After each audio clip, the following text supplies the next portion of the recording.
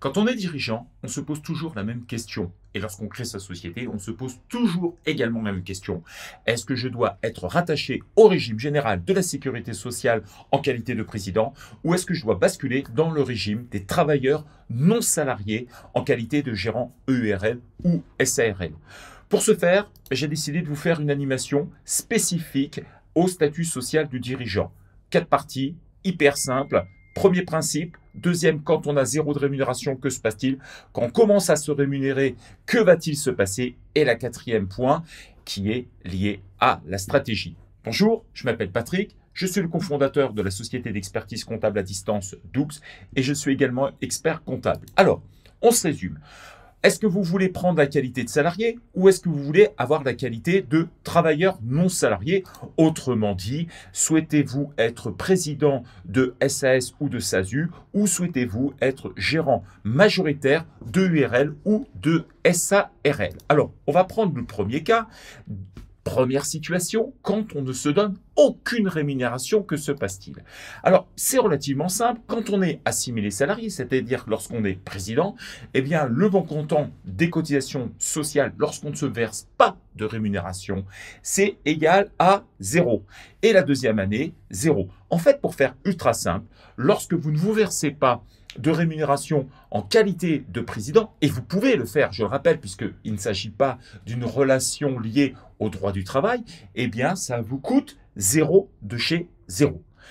Quand on est travailleur non salarié, là, on change fondamentalement de principe, puisque le principe repose sur un montant minimum à payer. Et dès la première année, même si vous vous donnez 0, ça vous rapportera strictement rien comme avantage, si ce n'est que de verser des cotisations sociales avec un minimum de 1 600 €. Et la seconde année, si vous ne vous versez toujours rien comme rémunération, eh bien, vous paierez au minimum 3 à 4 000 €. C'est le principe des travailleurs non salariés. Quoi qu'il arrive, qu'on bénéficie de l'ARE, qu'on ne se donne rien du tout, qu'on bénéficie de l'ACRE, on paye toujours quelque chose. Alors, ça, c'était lorsqu'on ne se verse rien du tout.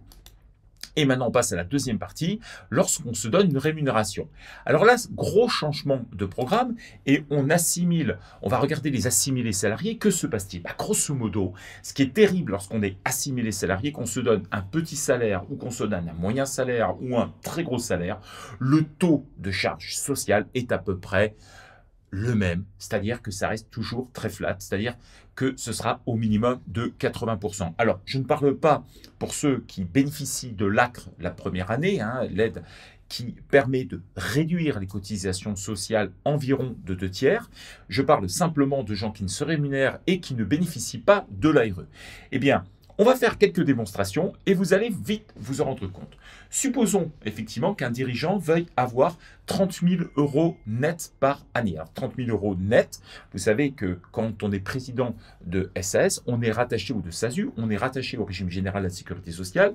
Et si on veut avoir un salaire, il faut avoir un bulletin de salaire. Et dans le bulletin de salaire, lorsque je parle de 30 000, c'est le chiffre qui se situe en bas. D'accord? Alors, bien évidemment, avant impôt sur le revenu, mais pour faire ultra simple, pour avoir 30 000 € à l'année, qu'on soit tout à fait d'accord, eh bien, il faudra avoir un salaire brut de 38 300 €, c'est-à-dire la différence entre les 38 300 € et les 30 000, ça fait 8 300 €, ce sont vos revenus salariales, comme lorsque vous étiez salarié.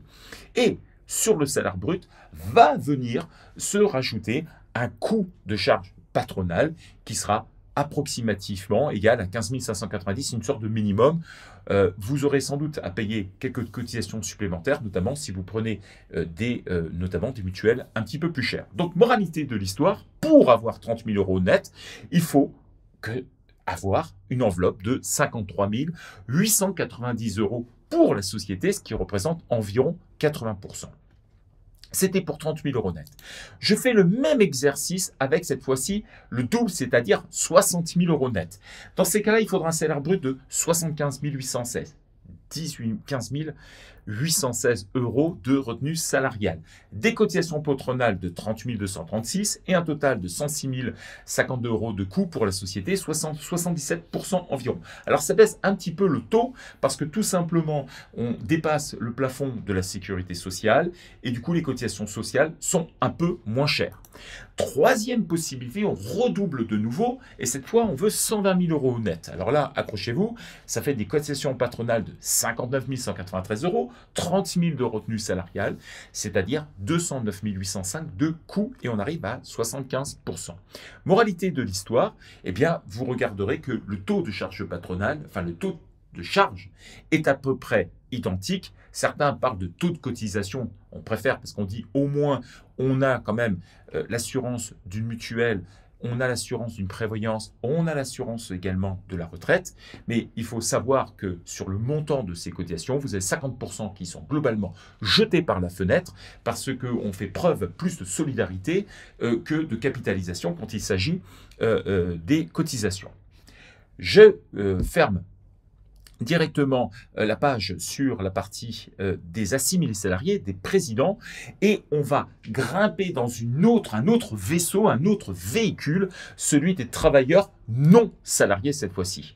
Et là, vous allez vite vous apercevoir que non seulement le taux de charge sociale, 46%, c'est un peu le minimum et maximum, et puis vous allez voir au fur et à mesure qu'on évolue, ce taux va baisser. On fera une synthèse d'ailleurs tout à l'heure. Alors, on reprend exactement le même exemple, et je me dis, ben voilà, je veux 30 000 euros. Alors là, il n'y a pas de notion de butin de salaire, ça n'existe pas par définition, puisque le gérant se rémunère et tout simplement fait un prélèvement de sa société pour aller directement sur son compte bancaire privé. Voilà, c'est aussi basique que cela.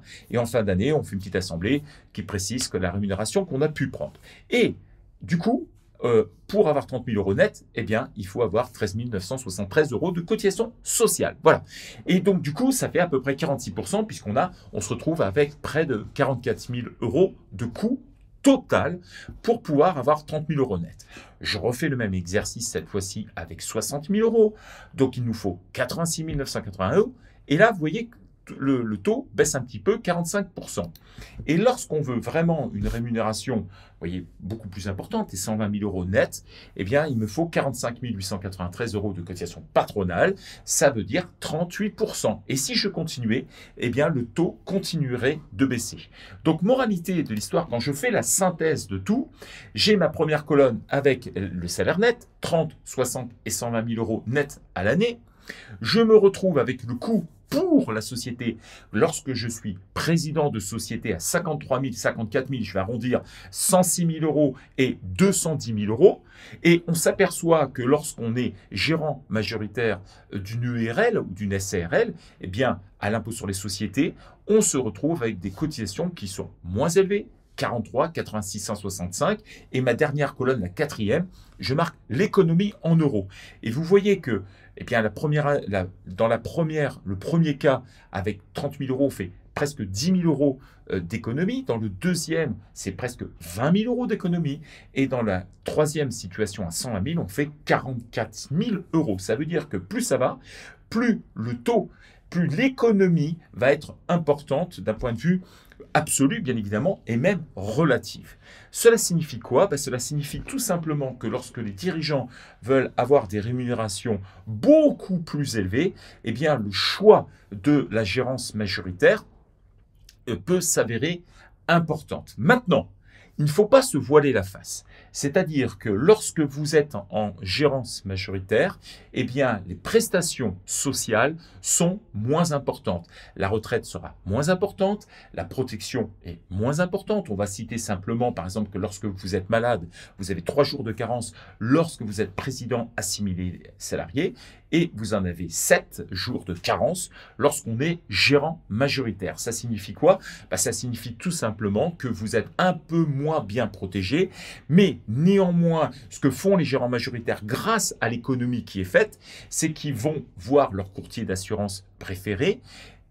D'ailleurs, à ce titre-là, je vous invite, si vous voulez, à aller cliquer sur notre page en description qui vous permettra d'avoir plus d'informations s'agissant des courtiers d'assurance, et ça permet tout simplement d'avoir une protection sociale beaucoup plus, on va dire, adaptée à votre situation. C'est ça ce que font les gérants majoritaires.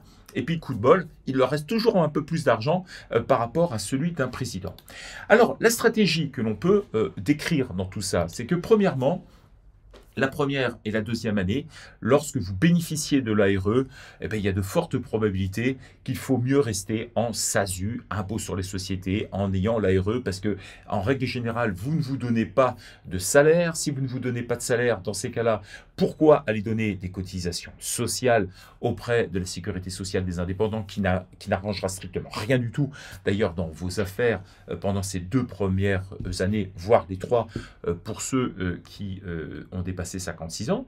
Et puis, tout simplement, lorsque vous avez fait la réflexion, et si vous avez envie de passer en URL, parce qu'il y a d'autres solutions, on peut rester aussi en SASU et opter à l'impôt sur le revenu pendant les 5 premières années, et bien dans ces cas-là, si vous décidez de passer en CRL ou en URL, eh bien je ne peux que vous indiquer d'aller voir votre courtier d'assurance pour avoir des protections sociales qui vont vous permettre d'être protégé aussi bien, on va dire, qu'un président de SASU, voire mieux selon votre situation. Selon que vous ayez 3 enfants à charge ou que vous soyez célibataire, selon que vous ayez 20 ans, 30 ans, 50 ans ou 60 ans, eh bien, vos protections sociales s'adapteront mieux en qualité de gérant par rapport à quelqu'un qui tout simplement devra passer sous les fourches effectivement de l'assimilé salarié, c'est-à-dire avec des cotisations sociales effectivement qui sont toujours identiques, quelle que soit sa situation familiale.